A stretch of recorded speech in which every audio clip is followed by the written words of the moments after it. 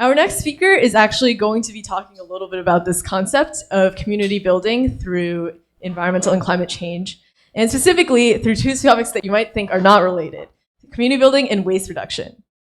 Vicki is the co-founder and CPO of Community Gearbox, where she designs software tools for communities to gather, share, and co-own items. So, how can we build community and reduce waste at the same time? Let's hear Vicki's case.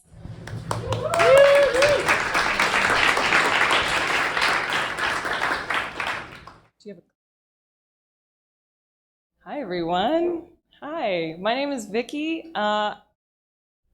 Excuse me. Hi, everyone. My name is Vicki.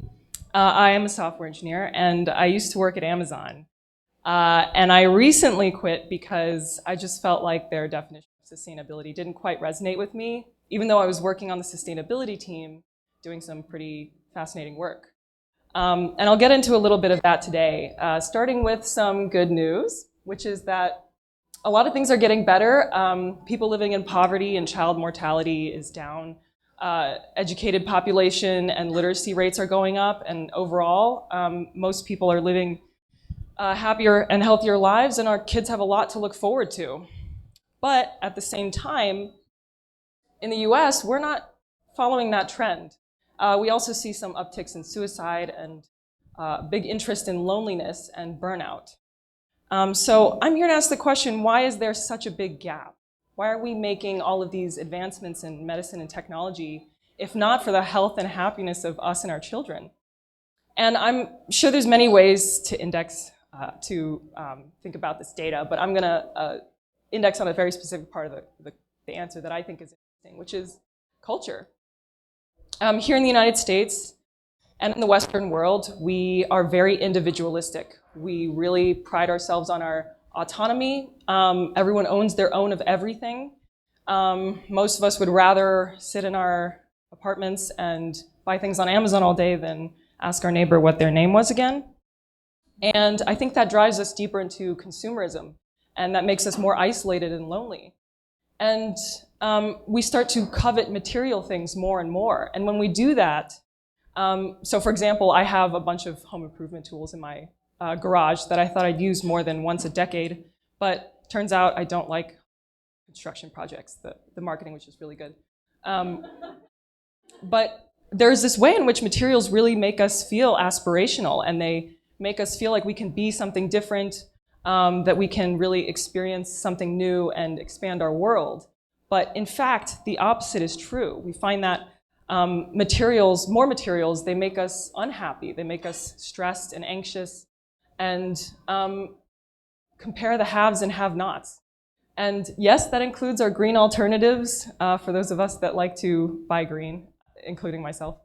And the big one is that there's also studies that show that overconsumption and overpopulation have actually outrun any positive climate impacts from technology.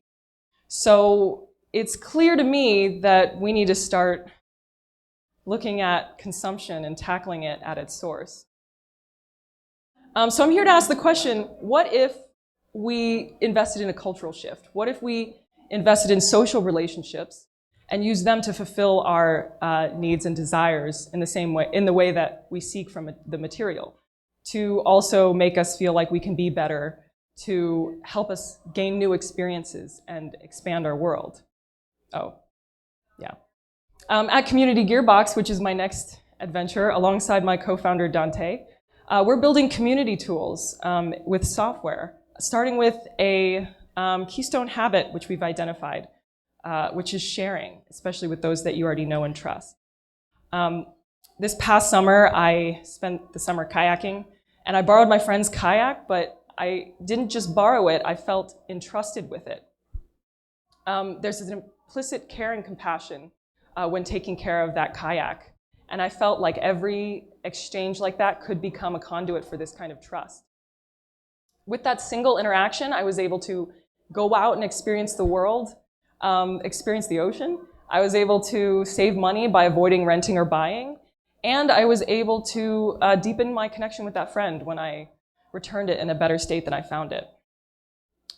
So I believe that when we start to share, we can be really resource efficient and seek what we're learning, what we're gaining from the material, which is, expanding our world, gaining those new experiences.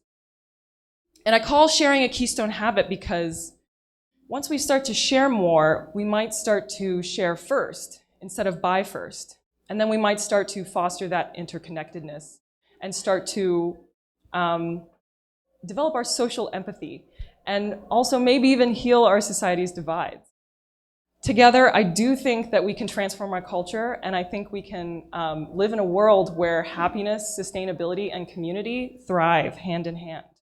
Thank you very much. Please reach out if you have any questions. I want to talk more.